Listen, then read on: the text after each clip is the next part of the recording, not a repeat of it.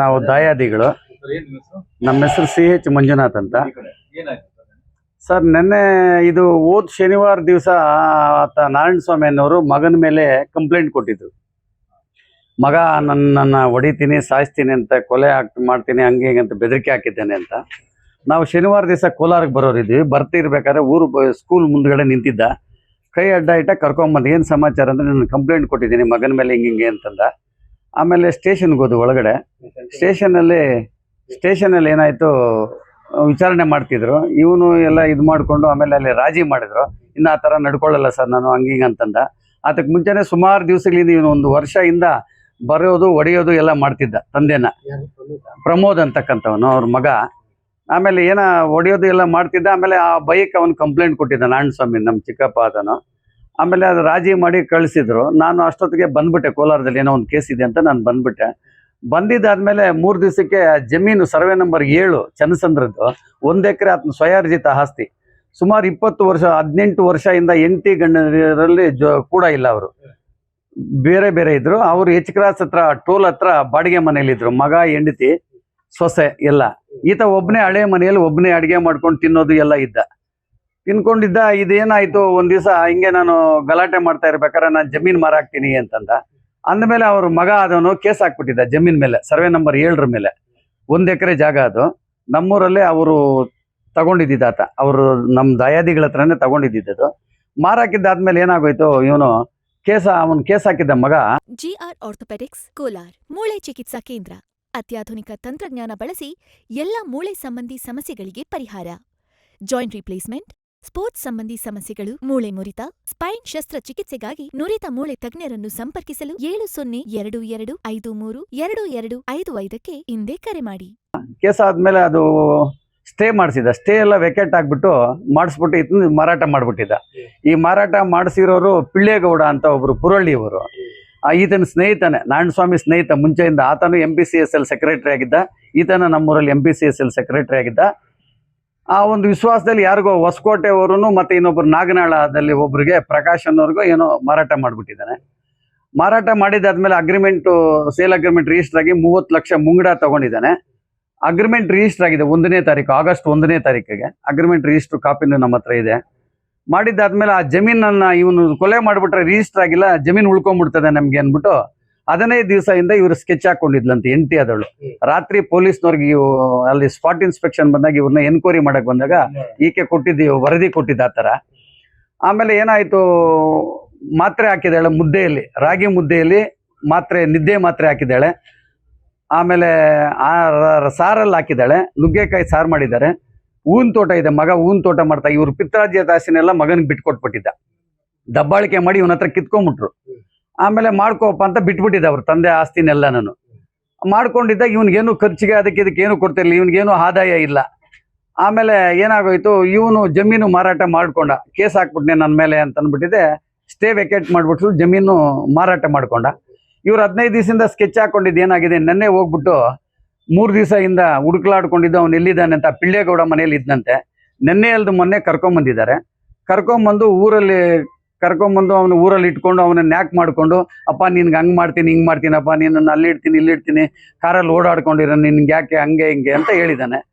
ಆಮೇಲೆ ಏನೋ ನಂಬಿಟ್ಟಿದ್ದಾನೆ. ಬೆಳಗ್ಗೆ ತೋಟದಲ್ಲಿ ಹೂವು ಕಟ್ ಮಾಡಿಸಿದ್ದಾನೆ ಲೇಬರ್ಸ್ ಕೈಲಿ. ಇವನು ಕರ್ಕೊಂಡೋಗಿದ್ದಾರೆ. ಈತನು ತೋಟದಲ್ಲಿ ಎಲ್ಲ ಓಡಾಡ್ಕೊಂಡಿದ್ದಾನೆ. ಅವ್ರ ತಾತನ ಆಸ್ತಿ ಅಂದ್ರೆ ಈ ನಾರಾಯಣ ಸ್ವಾಮಿ ಅವ್ರ ಅಪ್ಪನ ಆಸ್ತಿನ ಇವನು ಮಾಡ್ತಿದ್ರೆ, ನಾರಾಯಣ ಸ್ವಾಮಿ ತಂದೆ ಮಾಡ್ತಿದ್ದಂತ ಇಪ್ಲೇರೆಳೆ ತೋಟನೆಲ್ಲ ಕಿತ್ತಾಕ್ಬಿಟ್ಟು ಅವನೇ ಮಾಡ್ಕೊಂಡು ಅವನೇ ಎಲ್ಲ ದರ್ಬಾರ್ ಮಾಡ್ಕೊಂಡಿದ್ದಾನೆ. ತಂದೆ, ಅವನು ತಾಯಿ ಎಲ್ಲ ಒಂದ್ ಕಡೆ ಇರೋದು, ಅವನ ಹೆಂಡತಿ ಎಲ್ಲ.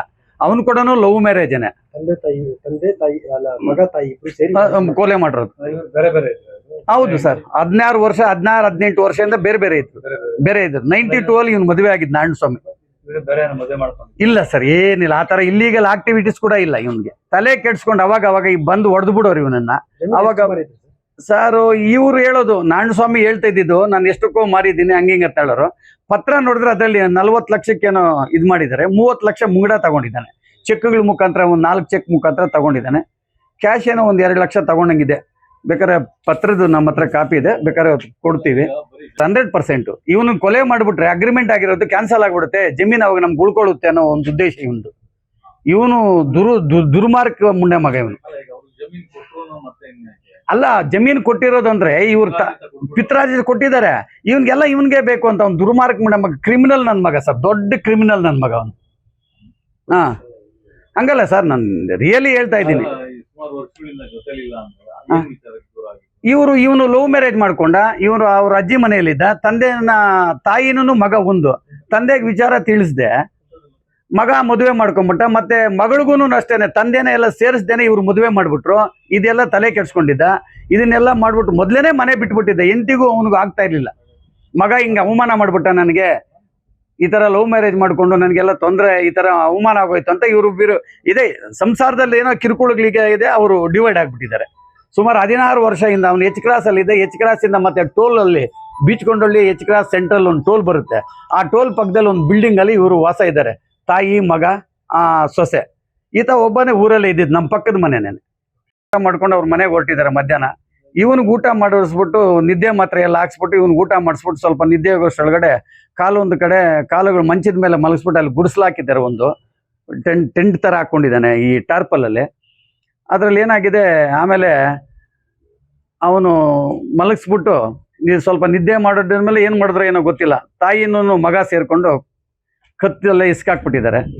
ಇಸ್ಕ್ಬಿಟ್ಟು ಸಾಯಿಸ್ಬಿಟ್ಟು ಆಮೇಲೆ ಮಗನೇ ಕಾರಲ್ಲಿ ಎತ್ಕೊಂಡು ನಮ್ಮೂರ್ ಒಳಗಡೆ ಬರ್ದೆ ಬೀಚ್ಗೊಂಡಳ್ಳಿ ಮೇಲೆ ಎಚ್ ಕ್ರಾಸ್ ಮೇಲೆ ಕೋಲಾರಕ್ಕೆ ಬಂದಿದ್ದಾನೆ, SNR ಹಾಸ್ಪಿಟ್ಲ್ಗೆ. ಬರಬೇಕಾದ್ರೆ ಅಂದ ವೇಮ್ಗಲ್ ಸ್ಟೇಷನ್ ಹತ್ರ ತಾಯಿನ ಇಳಿಸ್ಬಿಟ್ಟು ತಾಯಿ ಹೋಗಿ ಶರಣರಾಗಿದ್ದಾಳೆ, ನಾನೇ ನನ್ನ ಗಂಡನ ಕೊಲೆ ಮಾಡಿದ್ದು ಅಂತ ಅನ್ಬಿಟ್ಟು.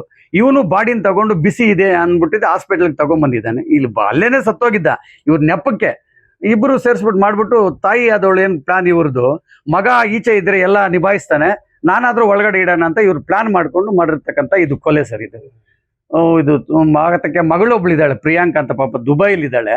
ಆ ನಾರಾಯಣಸ್ವಾಮಿ ಸತ್ತೋಗಿರ್ತಕ್ಕಂಥ ಅಣ್ಣನ ಅಕ್ಕನ ಮೈದಿನ ಮಗನಿಗೆ ಕೊಟ್ಟಿದ್ದಾರೆ. ಆ ಹುಡುಗ ಏನೋ ಡೈರಿ ಟೆಕ್ನಾಲಜಿ ಮಾಡ್ಕೊಂಡಿದ್ದಾನೆ, ಅವನು ದುಬೈಲಿದ್ದಾನೆ, ಮಗಳು ಅಲ್ಲಿದ್ದಾಳೆ, ಪಾಪ ಅವಳು ಗೊತ್ತಿಲ್ಲ. ಫೋನ್ ನೋಡಿದ್ರೆ ಇವತ್ತು ಬೆಳಗಿನ ಜಾವ 3 ಗಂಟೆಯಲ್ಲಿ ಕೂಡ ತಂದೆಗೆ ಫೋನ್ ಮಾಡಿದ್ದಾಳೆ. ಎಲ್ಲಿದ್ದಾನೆ ಪಾಪ? ಇಲ್ಲಿ ಮಾರ್ಚರಿಯಲ್ಲಿದ್ದಾನೆ, ಹೆಣ ಆಗಿ ಇಲ್ಲಿದ್ದಾನೆ ಪಾಪ.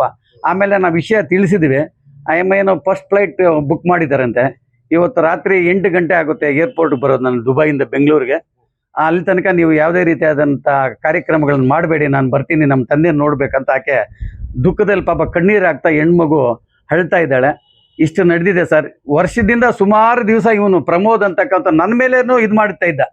ನನಗೂ ಒಂದ್ಸರಿ ಅವ್ನು ಹೇಳಿದ್ದೆ, ಜಮೀನು ಕೊಟ್ಬಿಡ್ತೀನಿ ಯಾರಾದ್ರೂ ಇದ್ರೆ ಹೇಳಪ್ಪ ಅಂದ. ಅಪ್ಪ ನಿಮ್ಮ ಕುಟುಂಬ ಸಮೇತ ಮಕ್ಕಳು ಹೆಂಡತಿ ನೀ ಎಲ್ಲ ಸೈನ್ ಹಾಕ್ಕೊಟ್ರೆ ಯಾರೋ ಬೇಕಾದ್ರೆ ಮಾರಾಟ ಮಾಡ್ಬೋದು ಅಂತ ಹೇಳಿದ್ದೆ. ಯಾರಿಗೋ ತೋರಿಸಿದೀವಿ ನಾವು.